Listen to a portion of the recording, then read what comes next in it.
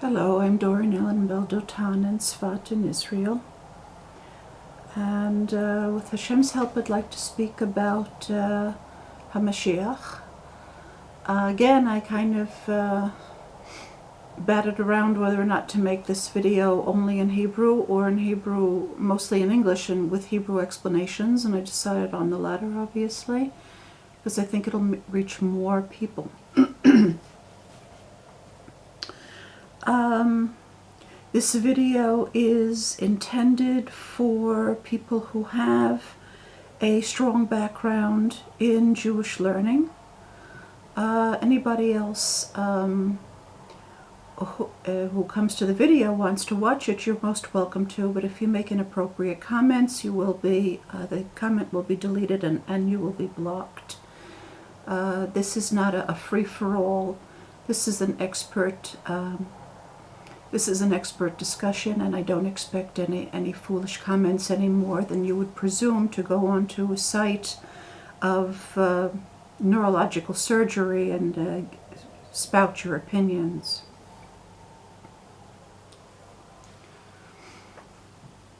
Word Hamashiach is equal to 363.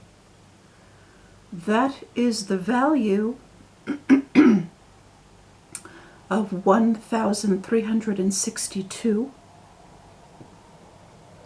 because Aleph equals both 1 and 1,000, and so the word Hamashiach equals Peurush נכון, which means correct interpretation.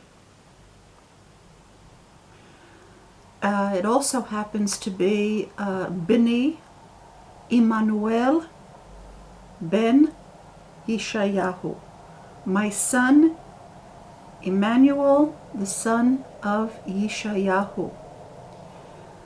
The word Peurush in and of itself, which means interpretation, is equal to 586, which is the value of Kisei Sarah, the throne of Sarah. It is equal to Anochi Sarah, I am Sarah. Sarah's name, which is 505, is equal to Halacha Lema'ase. It is also equal to Hachukim Ha'Elionim, which is 1,504. I'm not going to translate all of this terminology. If you don't understand it, you won't understand what this video is about, and it's not intended for you anyway. So Hamashiach is HaPeurush HaNachon, which means that is Kisei Sarah בעדן, נכון, is 776, אז זה בעדן. פירוש נכון is כיסא שרה בעדן. כיסא הלכה למעשה בעדן. כיסא החוקים העליונים בעדן. All of this is Hamashiach. The reason why people do not understand what Mashiach is because Mashiach itself is the correct interpretation. One cannot speak about Mashiach until they have come to the correct interpretation. The word biat is 413, which is 50 more than Hamashiach.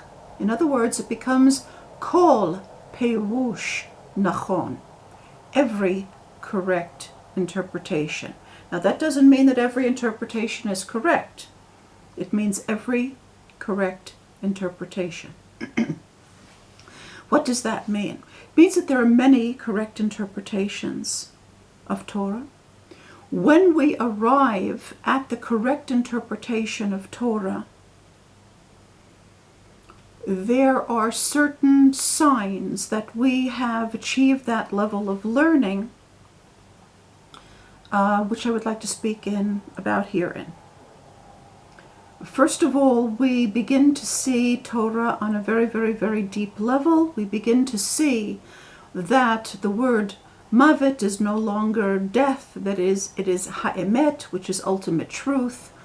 We come to see that the word dam, which is 604, is equal to etz hachayim, which is 1603, and that the word dam does not mean bloodshed, it means family. We begin to understand everything that has to do in Torah that talks about blood always means family, not any kind of shedding blood. We understand that therefore that everything that has to do with korbanot has to do with family relationships. There are no sacrifices in Torah. We begin to see that there are no strange ceremonies to be carried out.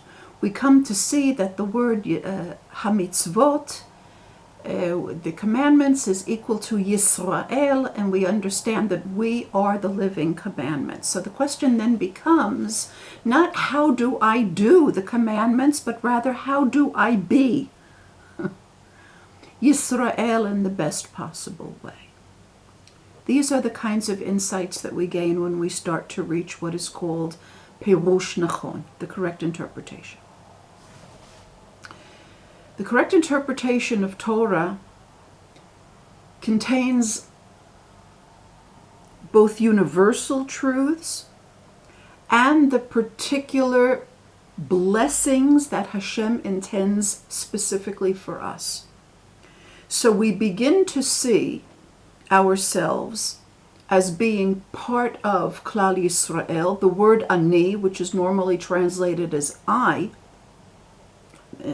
me, becomes anu kol beit Yisrael.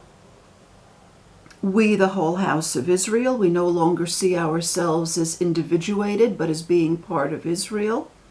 And everything that is holy, therefore, pertains to the whole house of Israel. But each one of us have blessings from the whole house of Israel that are meant for us. Our blessings are meant for all of Israel, and all of Israel's blessings are meant for us. And when we can see that, the specific blessings that are meant for us, we know that we have attained the level that is called Hamashiach, which is Peirush נכון. We then begin to also see that the word yichus in Torah is spelled with a sin, not with a samech. It was changed during the Second Temple period, right? So Hamashiach is the same thing as ha-miyuchas. And then we begin to see our own genealogical history through the generations from Adam v'Chava on down to our times. We begin to see the names of our ancestors and the blessings that are contained in their names, and we come to see Torah as Sefer HaYichusim.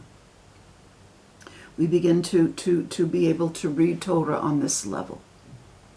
Concomitant with that, we come to live in Malchut David, in the kingdom of David. And what does that mean? David's name, which is 14, is equal to Hagev, which means the body. So Malchut David, the kingdom of David, actually becomes the kingdom of the body. That doesn't mean that we become engrossed in corporality, quite the opposite. We understand our body as being the seat, the throne of Hashem, and those bodily functions of which we were not aware become gradually re-enlivened, reenacted. This re-enlivenment goes together with what's called Techiyat HaMetim, which is the resurrection. This goes together with seeing Torah as Sefer HaYichusim, as our own genealogical record. That becomes alive within us. The process of Techiyat HaMetim, which is the resurrection of the dead, is actually the coming to life of the information that was passed through us throughout all of the generations. We begin to read Torah this way. That is one and the same thing as our bodies then become in full force. We go back to being able to control our bodies as a monarch is intended to. We no longer experience our bodies as being this localized body. We begin to understand that the entire creation, the entire universe is our body. And gradually we learn how to control all of the members of our body, that is, all of the movements of the stars and the planets, as we would our own limbs. We come to understand that they are our own limbs. The word that means terms, the word that means words in Hebrew is munachim. It is not spelled with a vav, it is punctuated with a kubutz. The value of it, therefore, is 713, which is the value of Shabtai, which is Saturn. It's also the value of Kol HaKochavim, all of the stars. And it is also Kol Ot B'Sefer Bereshit, every letter in the word of Bereshit. When we begin to understand the terms in the book of Bereshit correctly, and we have done the chilufim that are necessary in order to be able to understand those terms, what then begins to happen is we no longer experience the stars as being some other. We experience ourselves as being, our bodies as being the enlivened book of Genesis itself, which is all of the words, of course, and letters in Sefer Bereshit, which we have seen now as one and the same with all of the astronomical bodies. And because we have learned to do Hagilgulim v'hatzerufim shel ha'otiyot, we are already able to make the planets move as we would wish. It is not incidental or accidental that there is somebody in this generation who was able to give you this information and talk about it and relate it, and NASA is saying there are things happening with the stars and with the planets that we cannot understand. Okay. This is not just happening, and NASA has already made it clear that they're not doing this. It is not them doing this. It is me doing this. And if you were learning Torah correctly, as you should, it would be you doing this as well. This is the birthright of every single Jew, and I want every single Jew to have this. The beginning of wisdom is recognizing the fact that we have not, upon first glance, understood the meanings of the terms in Torah correctly. To understand, lahavin, what Hashem is saying is actually to give birth to Hashem in reality. Lahavin, to bring about a son. Havanot, which are understandings, is habanot, which is the daughters. Those who understand what Hashem is saying correctly actually bring into reality Hashem's sons, Hashem's daughters. They have the combined qualities of Hashem's inner intentions, and the mother or the father, the human mother or father, who brought them into being through correct understanding. If you think that there's death in Torah, if you think that there's rape in Torah, if you think that there's punishment in Torah, if you think that there are sacrifices in Torah, you have not understand Torah. If you are still, no matter how many years you've been learning, if you are still looking at those terms as you saw them, the first time you saw them when you were 6 years old, you are not learning Torah yet. That means that you are still learning Torah on the level of a prepubescent, and nothing is going to be born of that. It is only when we become able to understand all of those terms on a high level of rachamim, which is compassion, which is the same word as rechamim, which means wombs, only then that we have, when we can combine, you see that the ability to give a definition to a term, to say what a term means, is the highest level of human intellect. In order to be able to bring Hashem into the world as living reality, we have to combine the highest level of human intellect with the highest level of human emotion, which is rachamim, which is compassion. When we can do both, when we assign terms, meanings to the terms in Torah with compassion, we are then in a position to be able to bring Hashem into the world as living flesh. The word mashma'ut is equal to 856. It is the value of Nof, which is the scenery, Kol Tzion, all of Tzion, and Beit Mikdash. Hamashma'ut, the meaning, is Beit HaMikdash. We build the Beit HaMikdash when we get to the level where the highest level of our intellect, which is that which is able to assign meanings to terms, is done with compassion. At that point, we give birth to what is called bincha, your son. That is the same thing, which is 552, which is the same thing as kol basar, all flesh. It is also the value of the word olamot, which means worlds. And it is also the value of the word, hamitziut. And it is also yishrei lev. It is reality. Hamitziut is reality. And yishrei lev, those who are straight in their hearts, in order to be able to understand Torah correctly, we have to be straight in our hearts.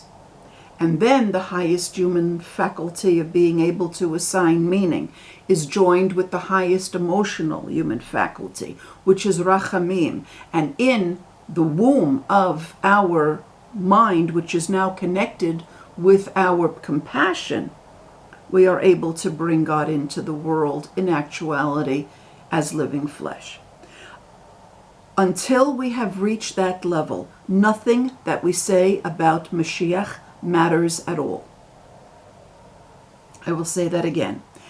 Everything that you have heard from the rabbis about what Mashiach is, about what it means, about when he'll come, and if that person has not yet gotten to the level of being able to control the motions of the stars and the physical properties of the stars, and to bring about world-shaking political changes, that person has not reached the level of Prush נכון, of correct interpretation, which is Hamashiach, and nothing that they have said about Mashiach matters at all. Thank you for listening.